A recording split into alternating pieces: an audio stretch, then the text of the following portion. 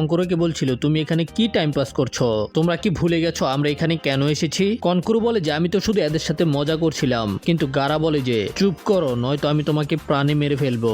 এটা শুনে কানকুরো গারার কাছ থেকে ক্ষমা চায়। তখন গারা নিজে থেকে সবার কাছ থেকে ক্ষমা চায়, আর সাসকে মনে মনে চিন্তা করে যে এই গারার চোখগুলো কোনো শয়তান থেকে কম না। আর তখনই গারা হঠাৎ করে সেখান থেকে একেবারে গায়েব হয়ে যায়, আর গারা যেখানে ছিল সেখানে শুধু বালি থেকে যায়। আর সেখান থেকে গারা হঠাৎ করে নিচে চলে আসে। তারপরে তারা তিনজনেই সেখান থেকে যেতে শুরু করে। তখন সাকুরা এদেরকে বলে যে তোমাদের হেডব্যান্ড দেখে মনে হচ্ছে তোমরা এই ভিলেজের না, তোমরা অন্য কোনো ভিলেজ থেকে এই ভিলেজের মধ্যে এসেছো।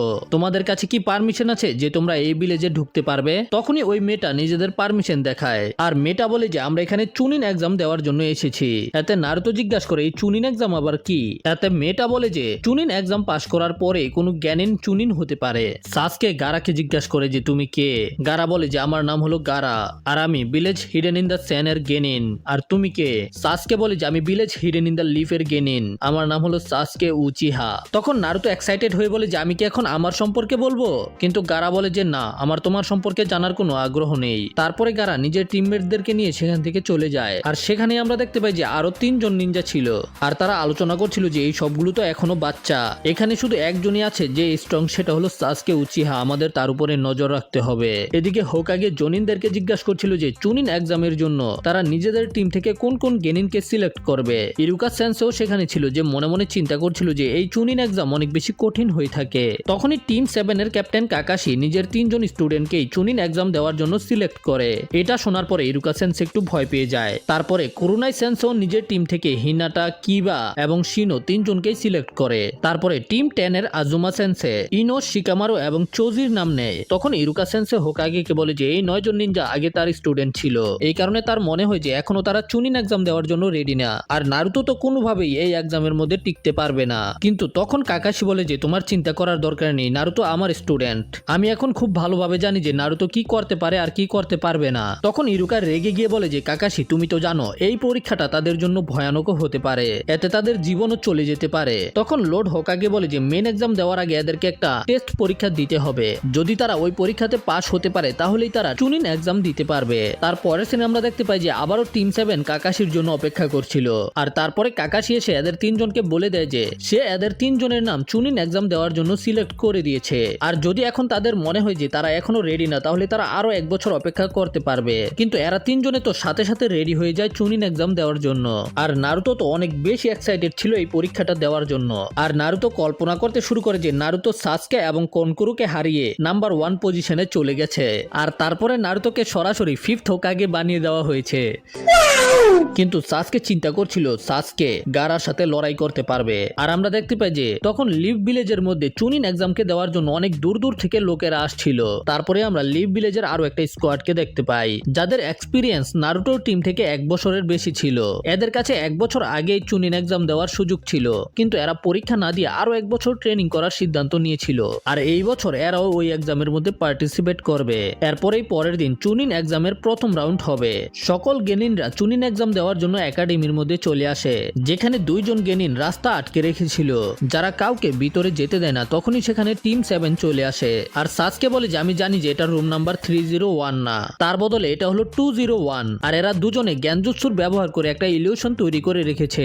এরপরে সাসকে এবং ওই নিনজা একে অপরকে কিক করতে শুরু করে, কিন্তু তখনই তাদের দুজনের মাঝখানে রকলি নামের একটা ছেলে চলে আসে।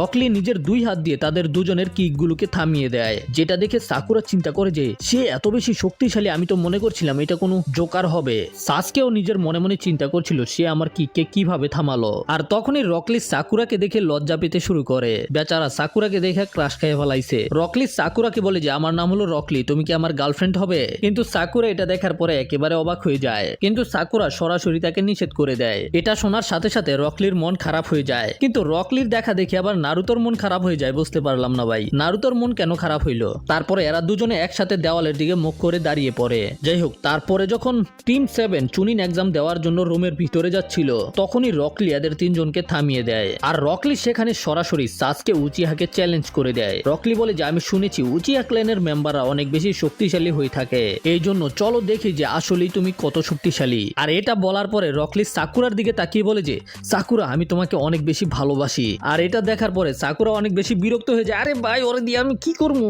সাসকে তখন রকলিকে বলে বলে যে তুমি উচিহা ক্ল্যানের শক্তিকে পরীক্ষা করতে চাও, তাহলে তো তুমি একটা গাদা। তখন রকলি বলে যে তাহলে আয়, কার অপেক্ষা করতাছস? কিন্তু নারুতো তখন মনে মনে চিন্তা করে সাসকে সাসকে সাসকে, সবাই সাসকেকে চিনে, সাসকে এত বেশি ফেমাস, আমাকে কেউ চিনে না কেন? আমি সাসকে থেকেও বেশি শক্তিশালী। তখন নারুতো অনেক স্পিডে রকলির দিকে যেতে শুরু করে। নারুতো রকলির উপরে আক্রমণ করতে যায়, কিন্তু রকলি একটা মশার মতো নারুতোকে নিজের সামনে থেকে সরিয়ে দেয়। তারপরে রকলি আবারও সাসকেকে বলে যে তুমি এখনো কার জন্য অপেক্ষা করছো? তখন সাসকেও লিয়ের উপরে আক্রমণ করার জন্য সামনে এগিয়ে যায়, কিন্তু রকলি সেখান থেকে হঠাৎ করে গায়েব হয়ে যায়। রকলি সাসকের পিছনে চলে আসে আর সাসকেকে অনেক শক্তিশালী কিক করে।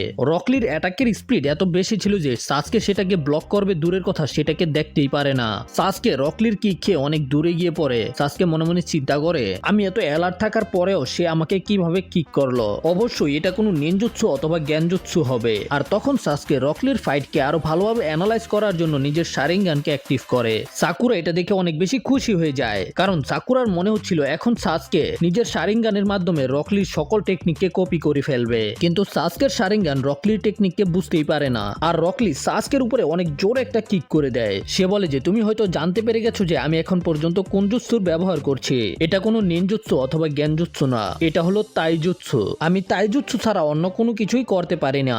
যদিও তোমার কাছে শারিঙ্গানের মতো পাওয়ারফুল টেকনিক আছে যেটার মাধ্যমে তুমি আমার মুভসকে কপি করতে পারবে, কিন্তু তোমার এই টেকনিক আমার উপরে কাজ করবে না। কারণ হলো তুমি অনেক স্লো, যতক্ষণে তুমি আমাকে কপি করবে ততক্ষণে আমি তোমাকে ধুল চাটিয়ে দিব। সাসকে তুমি কি জানো এই দুনিয়ার মধ্যে দুই ধরনের লোকের জন্ম হয়? প্রথম, যারা তোমার মতো ট্যালেন্ট নিয়ে জন্ম হয়, আর দ্বিতীয়, যারা আমার মতো অনেক বেশি পরিশ্রম করে নিজের ভিতরে ট্যালেন্ট তৈরি করে। তখন সাসকে আবারও লিয়ের উপরে আক্রমণ করে দেয়, কিন্তু লি সেগুলোকে খুব সহজেই ডজ করে ফেলে। আরেকটা কিক করে সাসকে উপরের দিকে পাঠিয়ে দেয়। সাসকে যখন হাওয়ার মধ্যেই ছিল তখন লি সাসকের পিছনে এসে নিজের হাতের ফিতাগুলোকে খুলতে শুরু করে, কিন্তু তখনই হঠাৎ করে সেখানে অনেক বড় একটা কচ্ছপ চলে আসে। কচ্ছপটা লিকে থামতে বলে। সাসকে নিচে পড়তে শুরু করে, কিন্তু সাকুরা সাসকেকে ধরে ফেলে। আর নারুতো নিজের চোখকে বিশ্বাস করতে পারছিল না যে সাসকে হেরে গেছে। আর ওই কচ্ছপটা লিকে বলছিল তুমি আবার ওই টেকনিকের ব্যবহার করতে যাচ্ছিলে, তুমি এত সাহস পেলে কিভাবে? এতে লি ভয় পেয়ে বলে যে প্লিজ আমাকে ক্ষমা করে দেন, আমি এটা আর কখনোই করব না। আর তখনই সেখানে একটা বিস্ফোরণ হয় আর সেখানে একটা লোক চলে আসে। এই লোকটার নাম হলো মাইট গায়। সে হলো রকলিয়ার টিমের ক্যাপ্টেন আর সে রকলির মাস্টার। এদিকে সাসকে নিজের মনে মনে চিন্তা করছিল আমি কিভাবে এই জোকারের কাছে হেরে গেলাম। আর এদিকে মাইট গায় রকলিকে শাস্তি দেওয়ার জন্য রকলির চেহারার মধ্যে একটা জোরে ঘুষি মারে। রকলির মুখ থেকে রক্ত বেরিয়ে যায় আর রকলির নিচে পড়ে যায়। মাইট গায় বলে আমাকে ক্ষমা করবে রকলি, কিন্তু এটা তোমার ভালোর জন্য ছিল।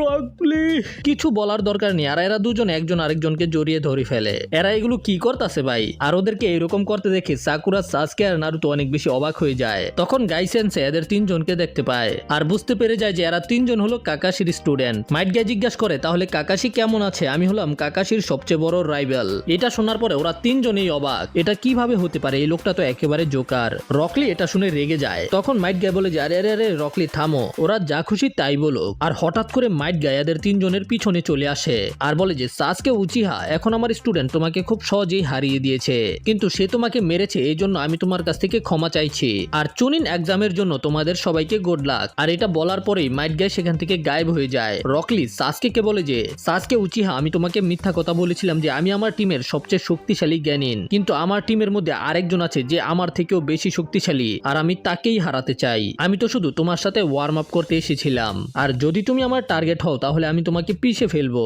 আর আমাদের পরের বারের লড়াইয়ের জন্য তুমি রেডি থেকো। আর এটা বলার পরেই রকলি সেখান থেকে চলে যায়। এতে সাসকে একেবারে পাগল হয়ে যায়। আর নারুতো বলে যে তুমি কি তার হাতের মধ্যে ওই আঘাতের চিহ্নগুলোকে দেখেছো? আমি শিওর যে সে ট্রেনিং করে এখানে এসেছে। সাসকে সে তোমার থেকেও বেশি পরিশ্রম করে। তখন সাসকে নিজের মনে মনে বলে যে চুনিন এক্সাম, আমি যতটুকু চিন্তা করছিলাম এটা তো তার থেকেও বেশি এক্সাইটেড হবে। তারপরে বলে যে নারুতো, সাকুরা চলো আমাদের যেতে হবে। তারপরে তারা চুনিন এক্সামকে দেওয়ার জন্য রুম নাম্বার 301 এর মধ্যে